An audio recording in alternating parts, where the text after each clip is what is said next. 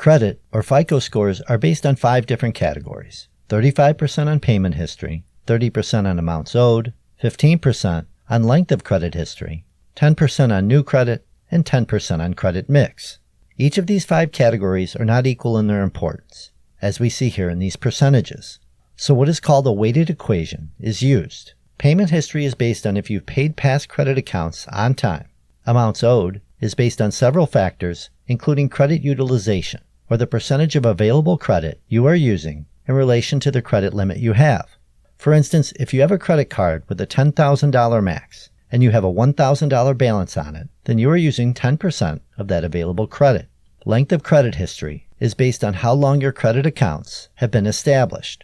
For instance, a 7-year-old credit card account is typically better than a 1-year-old credit card account. New credit is based on if you've opened several new credit lines recently, or if you've had several recent inquiries on your credit report. New credit can be beneficial sometimes if it diversifies the types of credit accounts you have.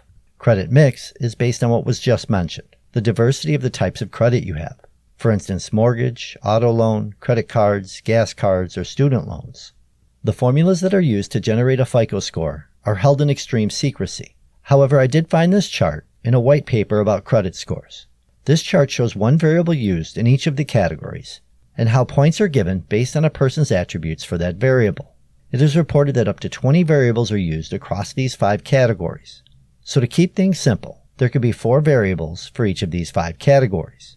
As a completely made-up example, let's say that Sally here has these 5 attributes for each of the variables listed in the chart. She doesn't have any serious delinquencies in her credit report, so she would score 75 points from that variable. She has a 22% balance on her credit cards, so based on this chart, she would score 45 points. Her number of months in the file are 8 years, so she scores 75 points there. She has 1 inquiry in the last 6 months, so 60 points there. And she has 2 bank card trade lines, so 55 points there. This gives her a total of 310 points from these 5 variables. If a lender was using a FICO score that did have 20 variables, her scores from the other 15 variables would be added in, and this would generate her credit score.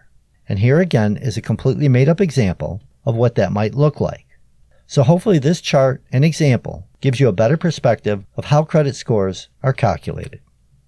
Alright my friends, hopefully you got something out of this video. I do have more videos right there for you.